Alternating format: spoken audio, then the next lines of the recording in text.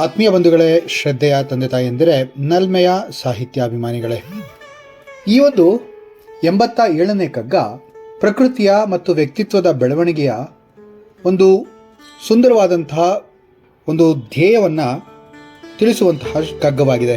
ಈ ಕಗ್ಗದಲ್ಲಿ ಪರಬ್ರಹ್ಮನ ಲೀಲೆಯನ್ನು ಅತಿ ರಮ್ಯವಾಗಿ ವರ್ಣಿಸಿದ್ದಾರೆ ಅಂತಂದರೆ ಅದು ತಪ್ಪಾಗಲ್ಲ. ಬೆಳೆ ಹೊಳಪು ವಿಕಸನ ವಿಕಾರ ಸಂಭ್ರಮಗಳಲ್ಲಿ ಅಂತ ಹೇಳಿದಾಗಲೇ ನಮ್ಗೆ ಅರ್ಥ ಆಗ್ಬಿಡುತ್ತೆ ಎಷ್ಟು ಸುಂದರವಾದಂತಹ ಒಂದು ವಿಚಾರವನ್ನ ಇಲ್ಲಿ DVG ಅವರು ಹೇಳ್ತಾ ಇದ್ದಾರೆ ಅಂತ. ಆ ಸೃಷ್ಟಿಕರ್ತನ ಲೀಲೆಯನ್ನ ಬಹಳಷ್ಟು ಕಗ್ಗಗಳಲ್ಲಿ ನಾವು ನೋಡಿದ್ದೇವೆ. ಆಕಾಶವೇ ತಲೆಯ ಕೂದಲಾಗಿ, ಅಗ್ನಿ, ಚಂದ್ರ ಮತ್ತು ನಕ್ಷತ್ರಗಳು ಆ ತಲೆಯ ಕೂದಲಿಗೆ ಮುಡಿಯುವ ಹೂವಾಗಿ ಅಂತ ಹಿಂದಿನ ಕಗ್ಗದಲ್ಲಿ ಹೇಳಿದ್ವಿ. ಗಗನ ತಲೆ ನವಿರಾಗೆ ಪರೆ ತಾರೆ ಹೂವಾಗೆ ಅಂತ ಹೇಳಿದ್ವಲ್ಲ, ಅಲ್ಲಿ ನಮ್ಗೆ ಅರ್ಥ ಆಗುತ್ತೆ. ಜಗತ್ತಿನ ಒಂದು ಸೃಷ್ಟಿಯ ಒಂದು ವೈಚಿತ್ರ್ಯವನ್ನ ಹೇಳುವಂತಹ ಒಂದು ಸುಂದರವಾದಂತಹ ಕಗ್ಗ ಇದಾಗಿದೆ ಅಂತಂದ್ರೆ ತಪ್ಪಾಗಲ್ಲ. ಈ 87ನೇ ಕಗ್ಗ ಹೀಗಿದೆ.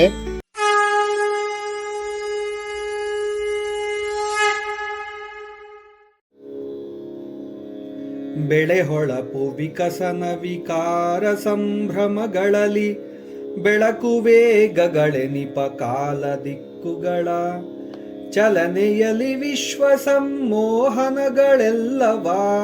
ವಿಲಸಿತವು ಬೊಮ್ಮನದು ಮಂಕುತಿಮ್ಮ.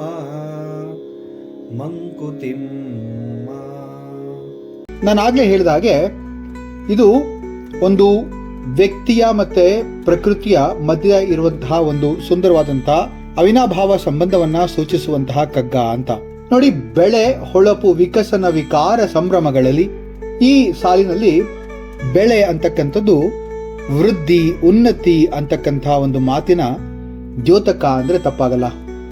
ಹೊಳಪು ಅಂತಂದ್ರೆ ಈ ಪ್ರಕಾಶ ಅಥವಾ ಆಕರ್ಷಣೆ ಅಂದ್ರೆ ತಪ್ಪಲ್ಲ.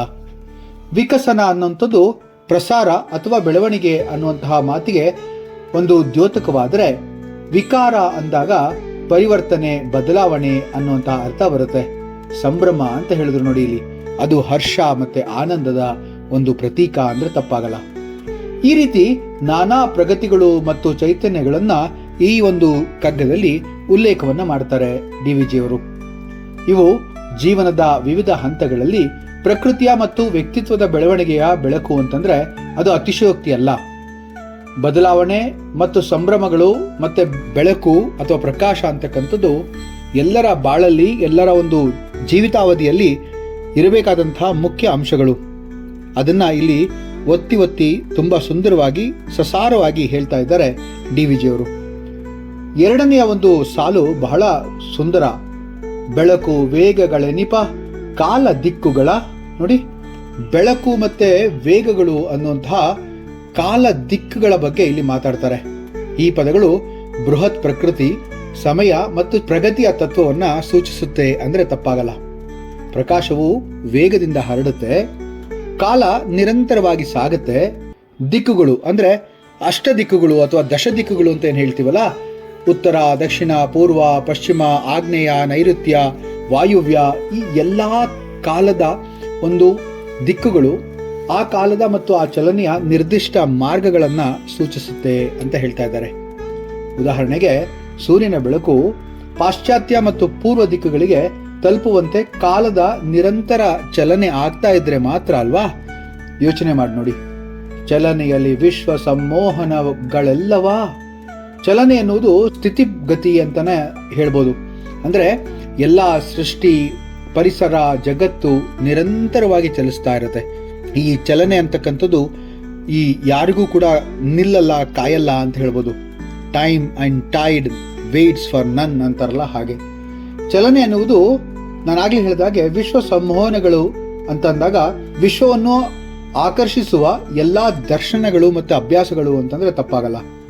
ಜೀವನ, ಪ್ರಕೃತಿ, ಸೃಷ್ಟಿ ಎಲ್ಲವೂ ಈ ಚಲನೆಯ ಭಾಗವಾಗಿದ್ದು ಇವು ಮನುಷ್ಯನನ್ನ, ಪ್ರಕೃತಿಯನ್ನ ಕೂಡ ಸರಿದೂಗಿಸುತ್ತೆ ಅಂದ್ರೆ ಇಲ್ಲಿ ಅತಿಶಯೋಕ್ತಿ ಅಲ್ಲ.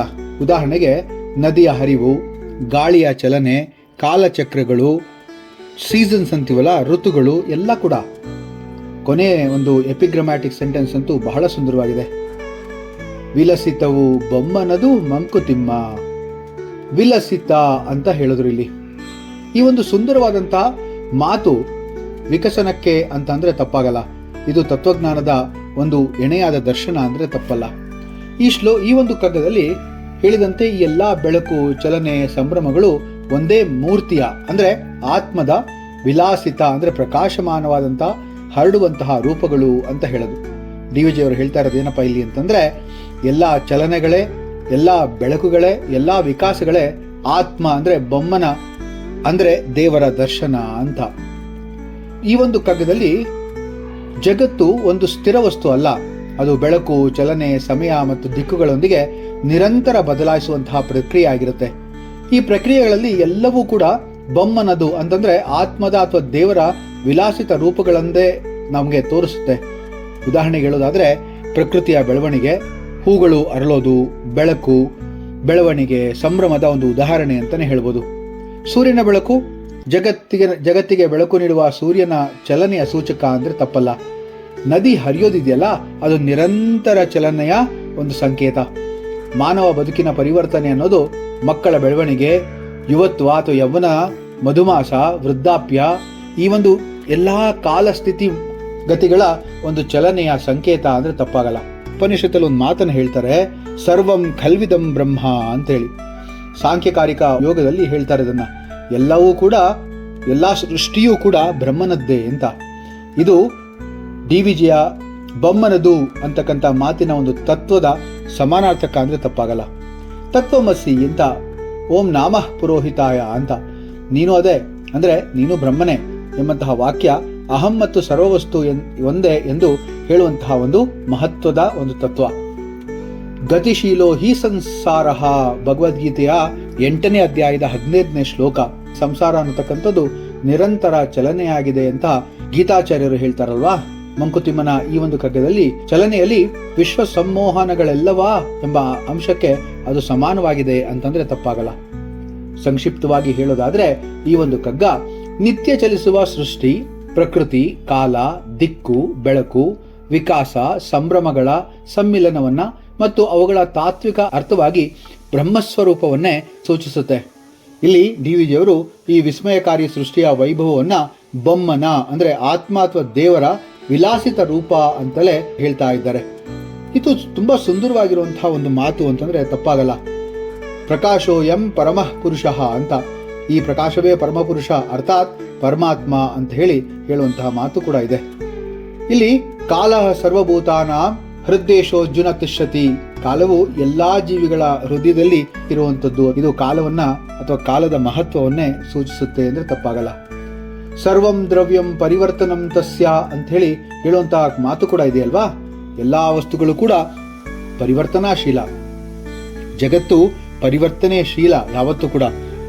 ಹಾಗೆಯೇ ಬಹಳ ಉದಾಹರಣೆಗಳನ್ನ ಕೊಡಬಹುದು. ನದಿ ತಟದಲ್ಲಿ ಮನುಷ್ಯನು ಜಲಪ್ರವಾಹ ವೀಕ್ಷಿಸಿ ಸಂತೋಷಿಸು ಕೂಡ ಈ ಬೊಮ್ಮನ ವಿಲಾಸಿತ ಅಂತಂದ್ರೆ ತಪ್ಪಾಗಲ್ಲ ಅಲ್ವಾ. ಯದ್ಭೂತಂ ಯಚ್ಚ ಭವ್ಯಂ ಭವ್ಯಮೇಕಂ ತತ್ವಮಸಿ ಅಂತ, ನೀವು ಆದಿದ್ದು ಆಗಿರುತ್ತೀರಿ, ಆಗಲಿರುವುದು ಕೂಡ ಅದೇ ಸತ್ಯ ಅಂತ ಬ್ರಹ್ಮಸೂತ್ರ ಹೇಳುತ್ತೆ ಅಂತ ಹೇಳ್ತಾರೆ.